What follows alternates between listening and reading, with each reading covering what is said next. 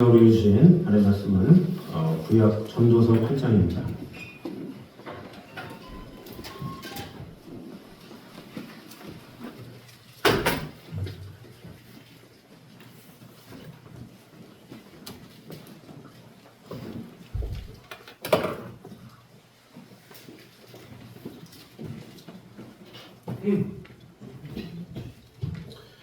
전도서 8장 5절에서 8절까지 말씀입니다.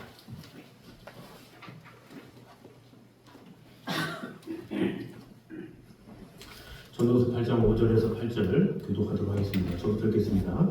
명령을 지키는 자는 불행을 알지 못하리라. 지혜자의 마음은 때와 판단을 분별하나니. 무슨 일든지 때와 판단이 있으므로 사람에게 임하는 것과 심하니라. 사람이 장래일을 알지 못하나니 장래일을 가르칠 자가 누구이랴. 바람을 주장하여 바람을 움직이게 할 사람도 없고 주는 날을 주장할 사람도 없으며 정령할 때를 명령할 사람도 없으니 감히 그의 주민들을 건져낼 수는 없느니라. 네.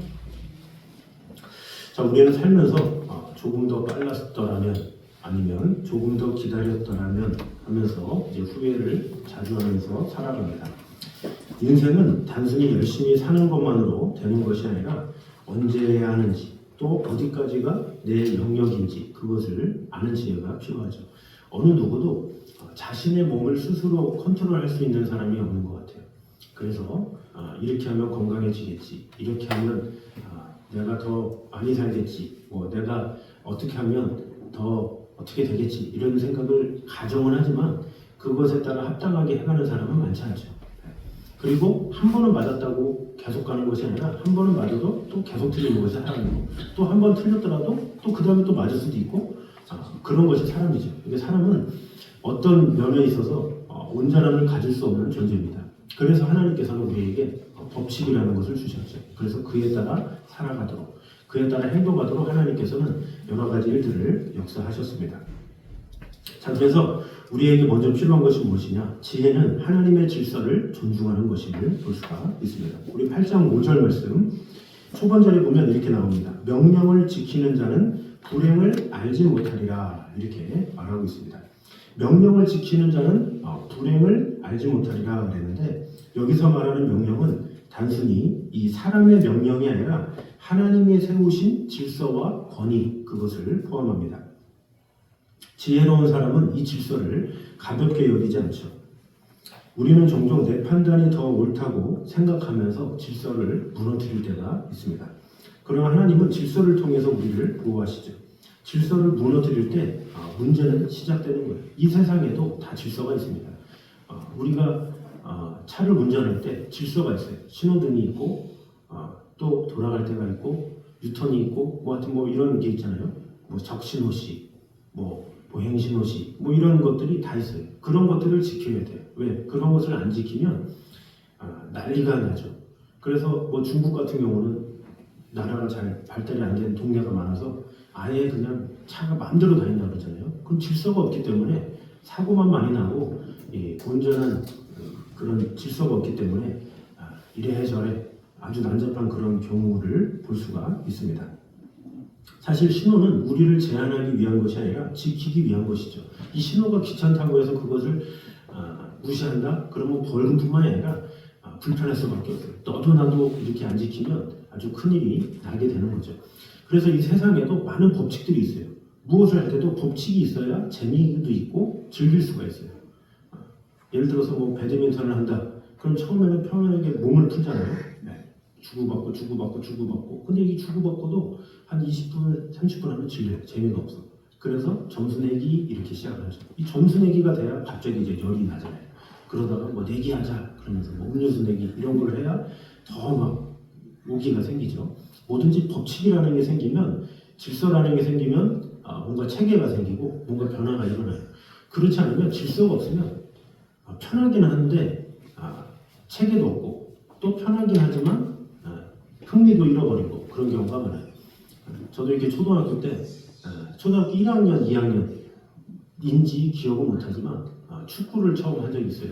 그때 선생님이 축구공을 던져주면서 너네 마음대로 해라 그랬더니 진짜 이 골목 축구가 이런지를 그때 알았어요. 초등학교 1, 2학년 때 그 공 하나를 가지고 그때 판반에 60명 넘었잖아요. 60명, 70명.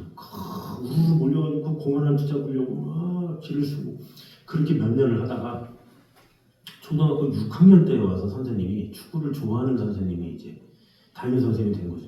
근데 그분이 축구라는 것은 포지션이 있다. 이제 이런 것을 자세하게 설명해 주면서 축구에는 수비수도 있고 공격수도 있고 센터필드도 있고 중간도 있고 이런 거를 해서 뭐 이전에 몇 가지는 들었긴 했지만 그 선생님이 아예 축구를 좋아하기 때문에 나는 공격수이기 때문에 맨 앞에 갈 거다. 너는 어디 있어라 저기 있어라 이런 체계를 해줬어요. 그러면서 우리 반이 60명이라고 다 뛰는 게 축구가 아니다.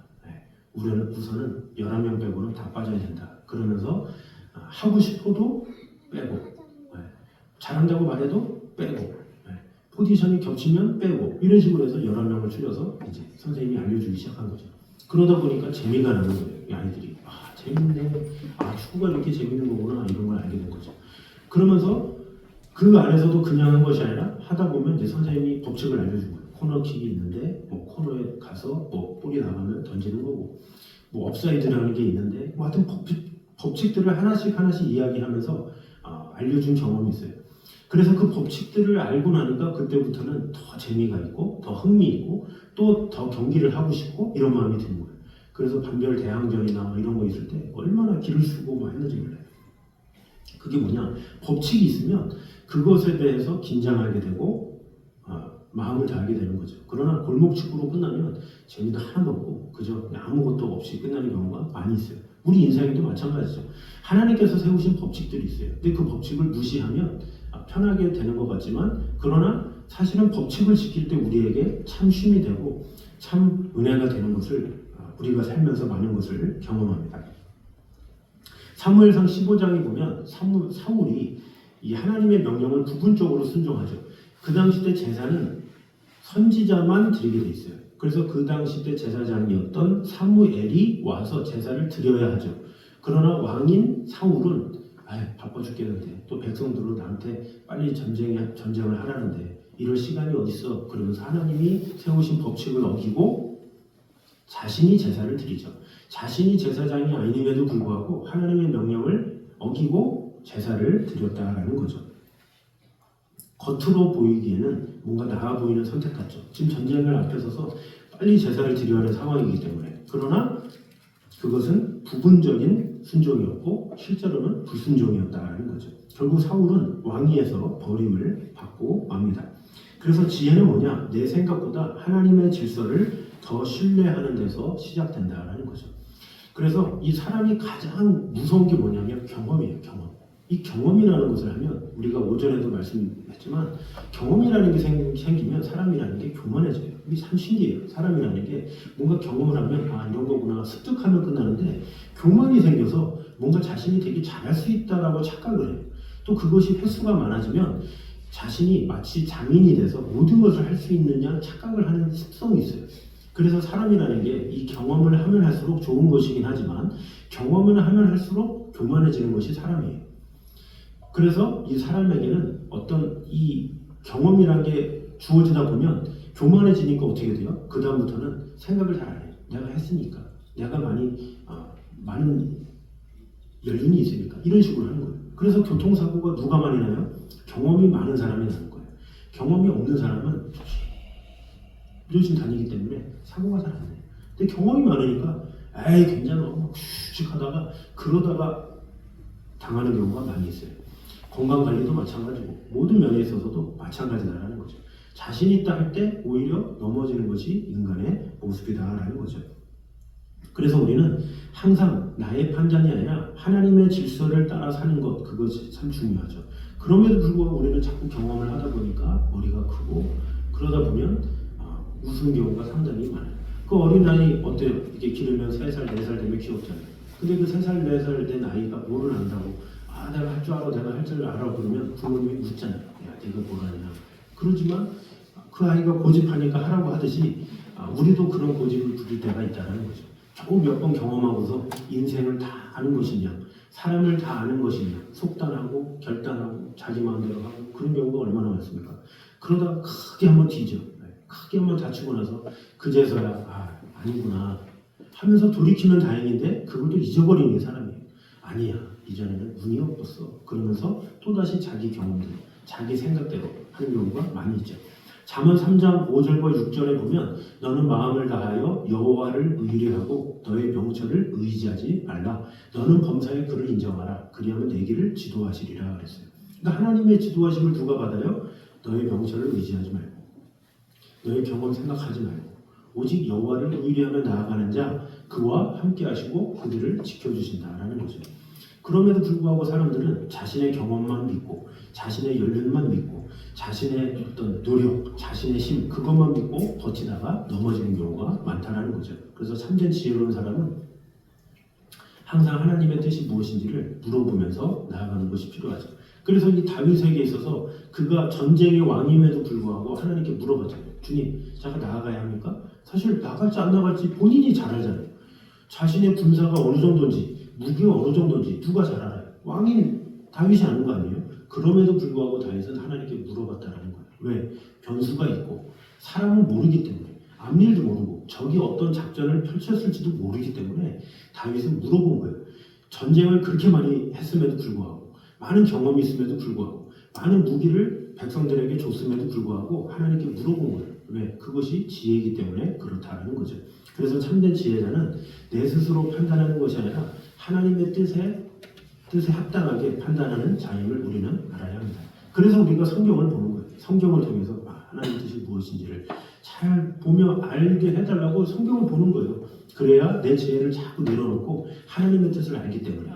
그래서 지혜를 생각하지 않은 사람은 아야 됐어 뭐 하면서 이렇게 하면 되지 그러면서 속단하다가 당하는 경우가 있죠. 그래서 우리는 항상 하나님의 지혜를 구하기 위해서 하나님의 말씀을 통해서 주님 오늘 제가 어떻게 살아야 합니까? 이게 큐티잖아요. 주님 오늘 하루 제가 어떻게 순종해야 됩니까? 주님 제가 앞으로 걸어가야 할 길은 무엇입니까? 이렇게 물어보면서 나아가는 조심조심하면서 나아갈 때 하나님께서 그와 함께 하시고 보내주신다는 거죠. 그래서 우리는 꼭 그것을 깨달아서 내 자신이 경험했다 연륜이 있다 이런 생각 다 내려놓고 오직 하나님만이 하십니다. 하나님께서 나의 길을 가장 좋은 길로 인도하십니다. 그런 마음 가지고 나의 연륜 믿지 말고 나의 경험 믿지 말고 오직 하나님의 전능하심만 믿고 나아가는 저는 되시기를 주님의 이름으로 축원합니다. 자, 두 번째는 지혜는 때를 분별하는 것임을 보여주고 있습니다. 우리 5절 말씀, 6절 말씀 우리 이어서 한 목소리로 같이 돌아가겠습니다. 시작.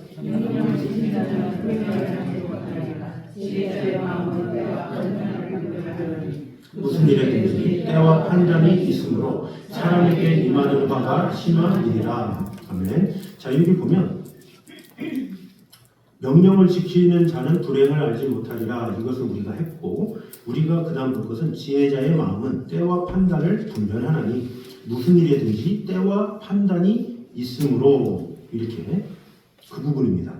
지혜자의 마음은 때와 판단을 분별하고 또 무슨 일에는 때와 판단이 있다. 이 구절에 대해서 보도록 하겠습니다. 이것은 무엇이냐? 같은 일이라도 언제 하느냐 그것에 따라 결과가 달라진다는 거죠.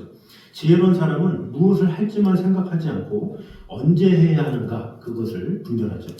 천하의 범사가 기한이 있고 모든 목적에 이를 때가 있나니 이렇게 전도서 3장에 말씀하고 있죠. 그런 것처럼 모든 것에는 때가 있고 그런 기회가 있고 어떤 상황이 하느냐 이것이 참으로 중요한 것이죠.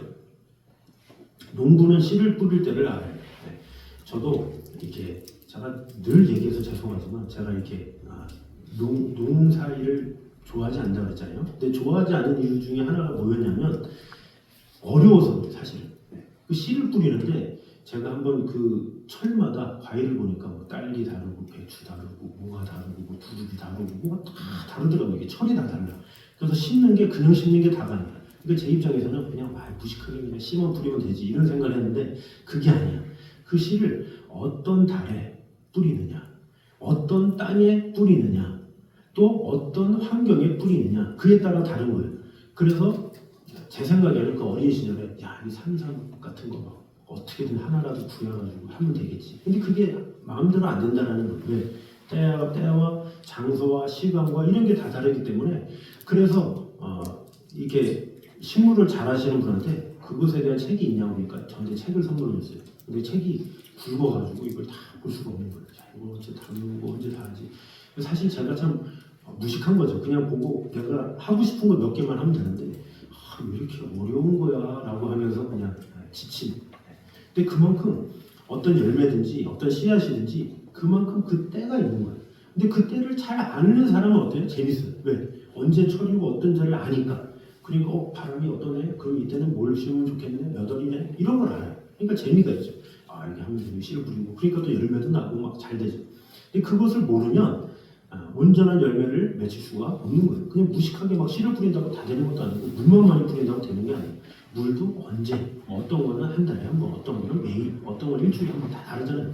그런 거를 잘 할 수 있는, 그러니까 어떻게 보면 성실한 분들이 되게 잘해요. 그런 열매를 맺거나 이런 거를 아주 꼼꼼하고 성실하시는 분들이 이게 텃밭이든지 이게 농사일을 잘 하시는 것 같아요. 저는 이게 좀 덤벙대고 귀찮아하는 걸 좋아하지 않아서 귀찮아하는 것만 좋아해서 자꾸 이렇게 못하는데 성실한 분들은 그런 거를 잘 체계적으로 이렇게 하죠.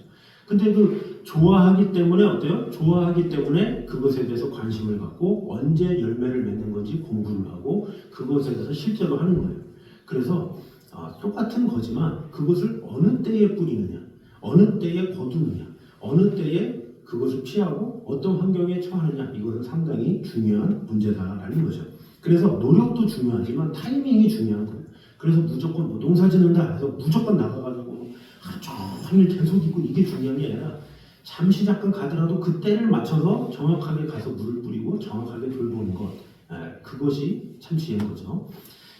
구약에 보면 에스더가 나와요. 그 에스더가 죽으면 죽으리라 하는 결단으로 나아갔죠. 그래서 이스라엘 백성들을 구원한 내용이 나옵니다.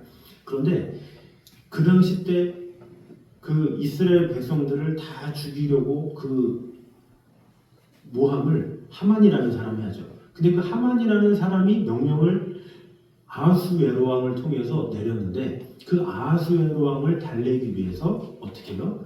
에스더가 때를 기다린 거예요. 때를. 그냥 무작정한 것이 아니라 때를 기다린 거예요. 시간을 가지고 여유를 가지고 왕의 때를 가지고 가장 좋은 때가 어딘지 딱 그래서 에스더가 때다 딱 됐을 때 있잖아요. 울면서 뭔가 이렇게 왕의 뭔가 위로를 받는 뭔가 이렇게 여심으로 딱 이렇게 사끌어가지고 그 때를 알아서 결국에는 이스라엘을 구원하잖아요. 그러니까 에스더의 지혜가 그것인 거예요. 내가 이스라엘 구원하겠다 이게 구호 외친다고 되는 게 아니라 생각을 한 거죠. 어느 때에 내가 왕 앞에 나아가야지, 어떻게 나아가야지, 언제 이런 계획을 세우지, 이런 생각을 꼼꼼하게 살펴서 했다라는 것이죠. 그래서 지혜는 뭐냐? 조급함이 아니라 하나님의 때를 기다리는 거예요. 그러니까 지혜롭지 못하는 사람은 조급해요. 항상 급해요. 지금 빨리 해야 돼. 이런 거 면에서는 한국인이 별로 안 좋아해요. 한국인이 많이 급하잖아요. 그런데 오히려 서양인들은 느긋하잖아요. 느긋한 마음. 이런 것이 어떻게 보면 신앙에는 좀 도움이 돼요. 느긋한 마음. 뭐 한국에서도 막 계산대 가면 좀만 늦으면 난리 나잖아요. 빨리. 요즘에는 그런 사람 별로 못 봤는데 옛날에는 막 계산만 좀만 늦으면 소리치고 막 난리 나고 막 그러잖아요. 내 것 빨리 해달라고 그러고 막 새치기 하고 오죽하면 요즘에 셀프 계산대가 아주 많이 있어요. 보면 서로 싸우지 말라고 그런 것 같아. 근데 이 외국에는 사람들이 여유가 있어요. 그래서 사람들이 여유가 있어서 우리나라 같은 경우는 밥 먹으면서 막 손님이 오면 막 일어나서 하잖아요. 근데 외국에서는 밥 먹으면 손님이 와서 기다려요.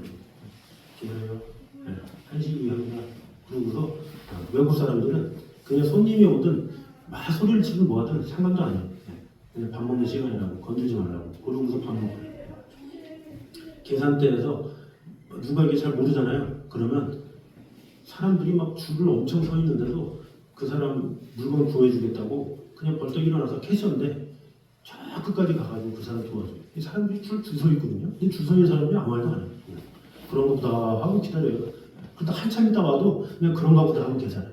근데 한국 사람이면 어떻게 되겠어요? 난리가 나겠죠. 이게 조급한 마음, 이런 습성들은 항상 남아있거든요. 근데 이런 것이 이 세상 실상에는 뭐 좋을지 안 좋을지 그건 모르지만 유익할 때가 많긴 하겠죠. 그러나 적어도 하나님 앞에서는 조급한 건 최악이에요. 가장 안 좋은 거예요. 지금 당장, 지금 이 순간. 그래서 우리가 기도할 때도 그러잖아요. 간절하게 주에 막 부르짖는데 자꾸 하나님 앞에 자꾸 당장 달래. 당장 지금 달래 지금 별달러는 이거 지금 달라고 그러니까 하나님 생각에는 1년 뒤인데 자꾸 지금 달라고 오래 지르고 막 하나님 협박하고 막 그러니까 하나님 기다려라 그래도 이제 하나님께서 지치셔가지고 지금 주면 후회할 텐데 그런데도 지금 달라 하도 소리 지르니까 하나님께서 미리 줬다가 왜 지금 줬냐고 또 그러는 게 사람인 거예요. 이거 참 신기해요. 그러니까 하나님의 응답을 우리가 받기 위해서는 시간이 필요한 거예요. 뭐 아이가 그렇잖아요. 뭐 저 결혼해야 되는데 야 근데 너 아직 15살 아니냐? 기다려야지. 때가 필요한 거 아니에요. 이 하나님께서도 우리에게 때가 필요한 거예요. 하나님 이것저것 필요한데 좀 기다려라. 인계 필요한데 못 기다리는 거예요. 그 때를 모르니까 항상 하나님 왜 응답 안 들어주시지? 이렇게 생각을 하는 거예요. 그러나 내 생각과 하나님의 생각은 다르다라는 거예요. 하나님은 조금 더 기다려. 3년만 기다려. 5년만 기다려. 때가 되면 좋은 걸 줄 거야 라고 얘기를 해도 우리는 들리질 않아요. 사람이 간절해지잖아요. 또 자기 생각에 빠지면 하나님께서 뭐라고 말씀하셔도 들리질 않아요. 말씀을 읽어도 들리질 않아. 말씀으로 아무리 하나님께서 알려주셔도 들리지가 않아요. 왜? 내 생각이 정해져 있어서 내가 딱 결단이 돼 있어서 내가 이미 마음에 정하기 때문에 아무리 하나님께서 사람을 통해서 바람을 통해서 누구를 통해서 알려줘도 들리질 않아요. 왜? 사람은 무지하기 때문에 그래요. 그래서 사람은 때를 모르기 때문에 실수하는 경우가 너무나도 많이 있어요. 때만 맞추면 타이밍만 맞추면 잘 될 수 있는데 그 때를 못 맞춰가지고 실수하고 잘못되는 경우가 얼마나 많아요.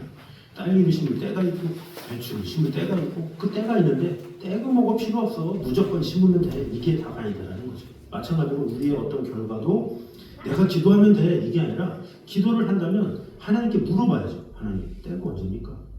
하나님 어떻게 해야 됩니까? 이게 온전한 태도잖아요. 근데 우리는 무조건 하나님한테 때는 안 물어보고 지금 당장 지금 이 순간 안 하면 삐져요 빈정 상합니다 막 그러면서 오히려 하나님을 협박하고 하나님한테 거래하고 그런 경우가 얼마나 많습니까? 우리의 모든 때는 하나님이 아시는 거예요. 모든 식물의 때를 하나님이 만드셨잖아요. 딸기는 언제, 오이는 언제, 그 때를 하나님이 만드셨잖아요. 그 법칙을 우리가 어떻게 할 거예요? 그걸 뭐 우리가 때 쓴다고 바뀝니까? 우리가 아무리 때 쓴다고 물을 심는 그 계절이 바뀌어요? 아니에요. 하나님께서 정해주신 대로 그냥 해야 돼. 우리는 어쩔 수 없어. 마찬가지로 우리에 대한 기도 응답이나 이런 것들도 하나님께서 정해주신 거예요. 하나님께서 정해주신 대로 우리가 맞춰가야지. 하나님은 우리한테 어떻게 맞춰요? 그렇지 않습니까? 하나님께서 우리한테 맞춰달라고 그러면 안 되는 거예요. 우리가 하나님께 맞춰야죠. 왜? 하나님께서 주관자시니까. 주관자이신 하나님께 맞춰야지. 자꾸 이 마음이 급하고 또 아쉬운 사람이 사실은 그래야 되는데 오히려 아쉬운 사람이 더 큰 소리를 해요. 있을 수 없는 일이죠. 그래서 우리는 항상 하나님의 때가 무엇인지 하나님의 역사가 언제인지 그것을 기다리면서 우리가 어떤 기도를 할 때도 주님 어떤 때에 대해서 내가 먼저 정하지 않게 하시고 이 때는 하나님만이 아십니다. 이런 마음 가지고 그 때를 하나님께서 지켜달라고 하나님께서 은혜 달라고 이렇게 하면서 이렇게는 할 수 있죠. 주님의 때가 언제인지 모르지만 제 마음으로는 인간적인 마음으로 좀 속히 되면 좋겠네요. 그런 마음을 또 주님이 보시고 또 이렇게 하실 수도 있겠죠. 그러나 어떤 때를 내 스스로 정해가지고 이 때가 아니면 안 된다 이런 식으로 우기고 이런 것은 신앙생활에 절대 도움이 안 되죠. 그래서 항상 때와 어떤 그런 역사를 분별할 줄 아는 이런 것이 참 지혜임을 우리는 알아야 합니다. 그래서 무슨 일이든지 때와 판단이 있다라는 것을 꼭 기억하므로 하나님의 때를 알도록 하나님의 마음을 알도록 먼저 실수는 저를 내시기를 주님의 이름으로 축원합니다. 마지막 세 번째는 참 지혜는 인간의 한계를 인정하는 것임을 보여주고 있습니다. 우리 마지막 7절과 8절 말씀 같이 보도록 하겠습니다. 시작. 하나님의 장래를 알지 못하나니 장래를 가르치자 자가 누구이냐 바람을 쫓아가며 바람을 움직이게 할 사람도 없고 종종 나를 쫓아갈 사람도 없으며 전쟁할 때를 모면할 사람도 없으니 아이 그의 주인들을 건져낼 수는 없느니라. 네, 자, 사람이 장래를 알지 못하나니 장래를 가르칠 자가 누구이랴 이렇게 말하죠. 이 사람은 장래를 알 수가 없습니다. 장래일이 뭡니까? 한 시간 뒤도 모르는 것이 사람이죠.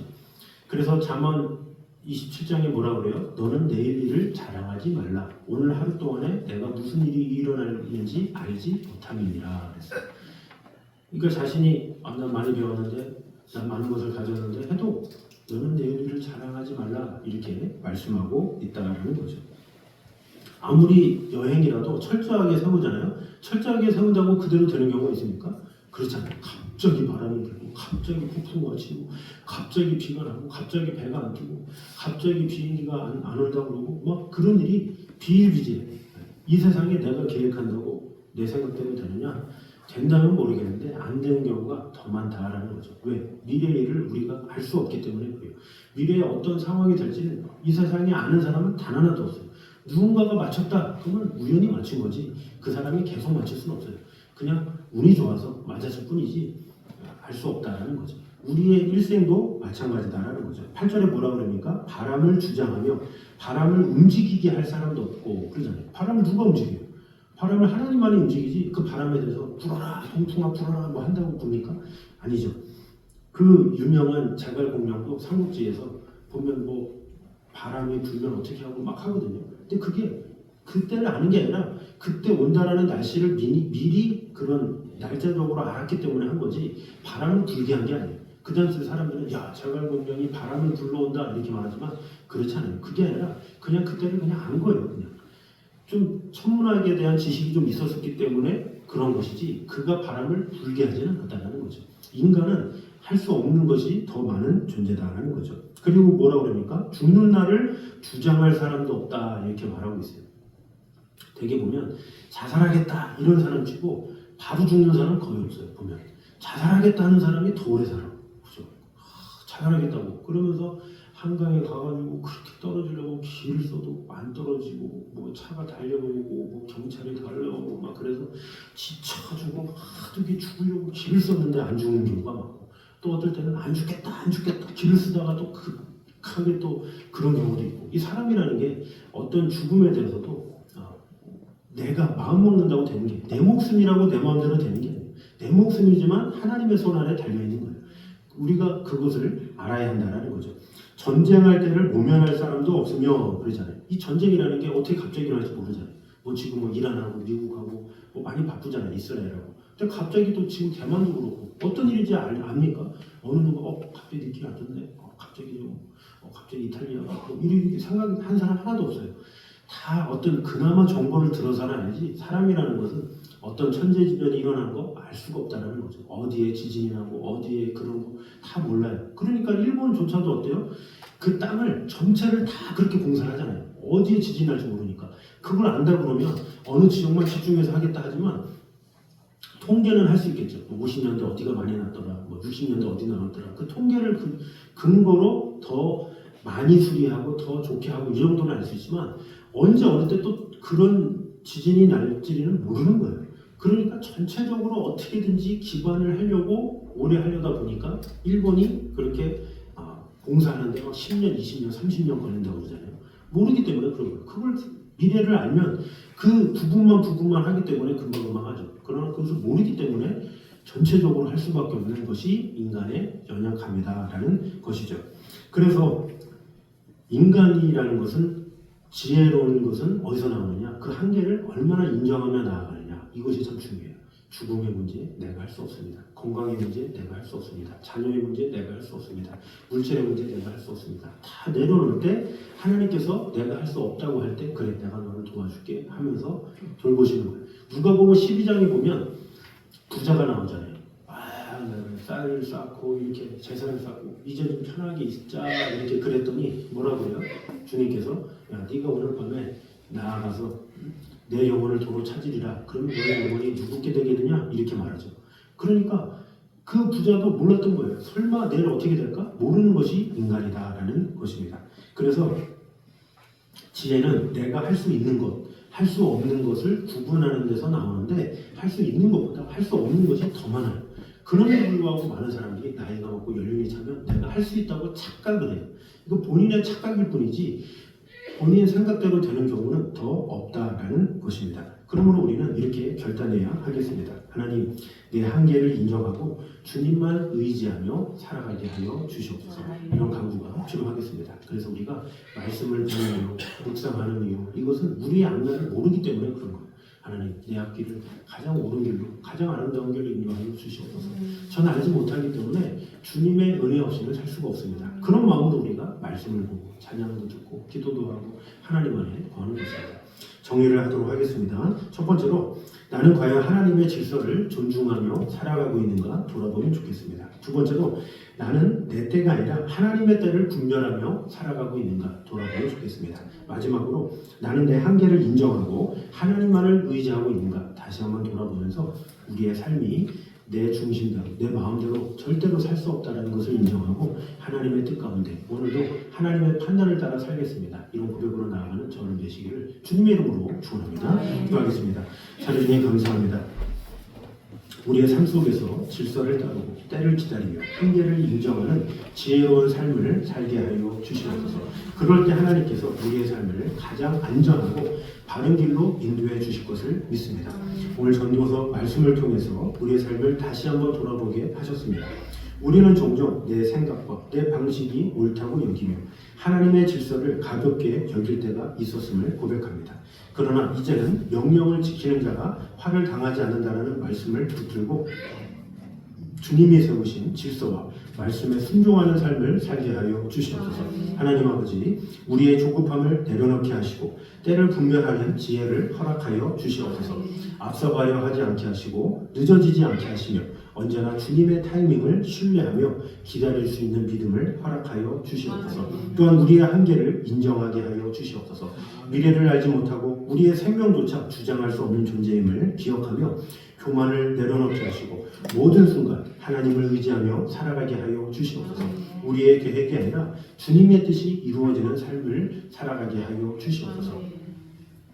이 말씀을 마음에만 두지 아니하고 오늘의 삶 속에서 실제로 순종하며 살아내게 하시고 우리의 가정과 일터와 교회 가운데 이 지혜가 나타나게 하여 주시고 우리의 삶을 통해서 하나님께서 영광 받으시는 삶이 될 수 있도록 주님 함께 하여 주시옵소서. 이제는 우리 주 예수 그리스도의 은혜와 하나님 아버지의 사랑하심과 성령님의 교통하심이 하나님의 질서를 따라 살기를 결단하며 때를 분별하고 자신의 한계를 인정하며 주님을 의지하기로 결단하는 모든 성도들 위해 그 가정의 삶과 자리 위에 이제부터 여기까지 함께 있기를 간절히 축원하옵나이다. 아멘.